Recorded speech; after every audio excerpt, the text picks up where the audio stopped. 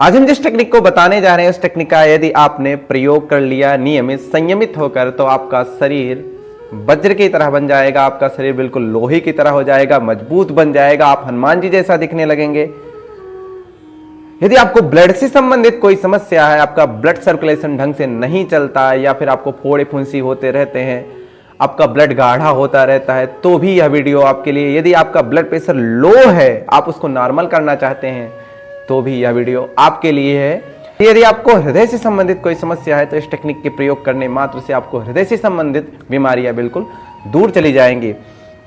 यदि आपको मेडिटेशन करना है, ध्यान में जाना है, डीप मेडिटेशन करना है, गहरी ध्यान अवस्था में जाना है, तो भी यह वीडियो आपके लिए है। आपका मन विचारों में घूमता, आप ध्यान नहीं कर पाते, तो वीडियो को बिल्कुल स्किप मत करिएगा। हम जिस टेक्निक को बताने जा रहे हैं उस टेक्निक का नाम है वज्र मुद्रा। आपको नाम सुन के ही लग रहा होगा कि वज्र यानी कि मजबूत, यानी कि ताकतवर। तो इस वज्र मुद्रा के अभ्यास से आपका शरीर भी वज्र की तरह हो जाएगा, लोहे की तरह हो जाएगा। तो आइए हम जानते हैं कि वज्र मुद्रा का अभ्यास कैसे करना चाहिए। वज्र मुद्रा के अभ्यास करने से पहले पूर्व कर्म क्या क्या होता है और वज्र मुद्रा के अभ्यास करते समय क्या क्या सावधानियां बरतनी चाहिए और वज्र मुद्रा के अभ्यास करने से क्या क्या लाभ प्राप्त होता है। तो सबसे पहले हम यह जान लेते हैं वज्र मुद्रा के अभ्यास करने से पहले पूर्व कर्म क्या क्या होता है। हम दो तरीके से बताएंगे वज्र मुद्रा का अभ्यास। तो पूर्व कर्म क्या क्या होता है, जब भी हम वज्र मुद्रा का अभ्यास करें तो किसी शांत वातावरण में करें।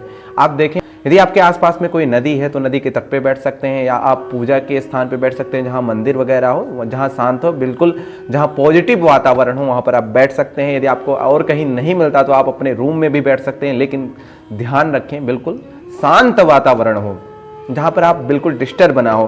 कुछ एक आसन बिछा लें, आप चटाई बिछा लें, मैट बिछा लें या फिर गद्दा बिछा लें, जो भी आपको यथासंभव उपलब्ध हो आप उससे बिछा लें। कमर गर्दन बिल्कुल सीधी रखें। यदि आप कमर गर्दन सीधा नहीं रख सकते तो आप दीवार के सहारे भी बैठ सकते हैं, आप चेयर पे भी बैठ सकते हैं, लेकिन आप रख सकते हैं कमर गर्दन बिल्कुल सीधा, तो आप नीचे बैठ के कमर गर्दन बिल्कुल सीधा रखें, दीवार का सहारा ना ही ले तो ज़्यादा अच्छा रहेगा। आंख बंद कर लें, तब इस मुद्रा का अभ्यास करें। तो मुद्रा को कैसे अभ्यास किया जाता है यह भी देख लेते हैं। जब भी हम मुद्रा का अभ्यास करें तो यह दोनों हाथों से की जाने वाली मुद्रा है। तो दोनों हाथों से देखेंगे।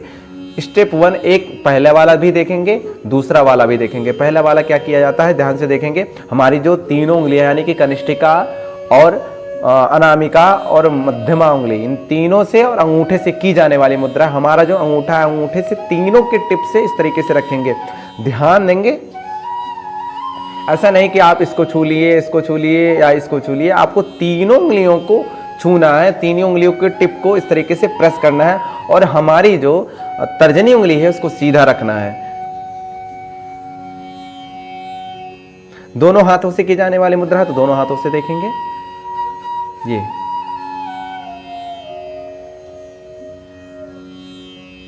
दोबारा देखेंगे, इसको घुटने पे रखेंगे, आंख बंद करेंगे, ब्रेथ करेंगे। Breath inhale, exhale, inhale, exhale. लगभग आप 10 ब्रेथ का अभ्यास करेंगे इस मुद्रा के अभ्यास करते समय। धीरे धीरे आप इसका टाइमिंग बढ़ाएंगे। 5 मिनट से शुरू कर लगभग 45 मिनट इसका अभ्यास करेंगे। दूसरा कैसे होता है दूसरा भी देख लेंगे।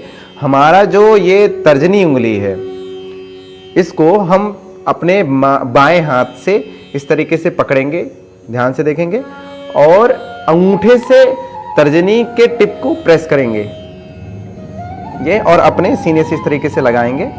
यह है दूसरा वज्र मुद्रा। दोबारा देखेंगे,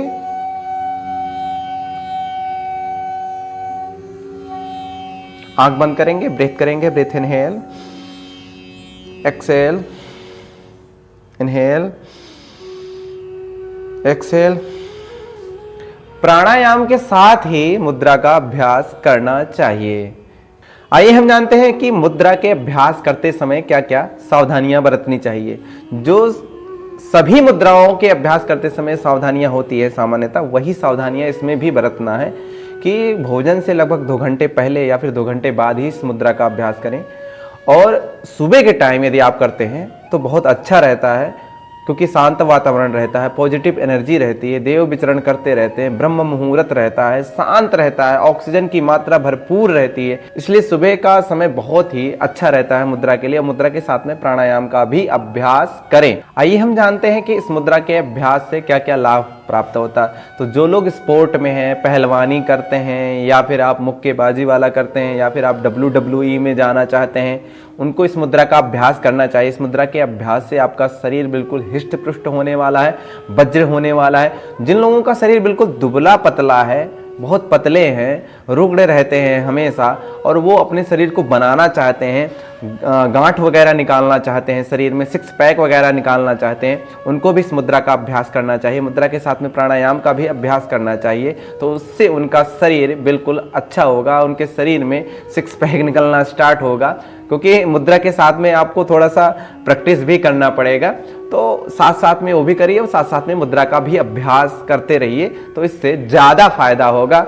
जो हमारे तत्व की कमी है वो धीरे धीरे खत्म हो जाएगा।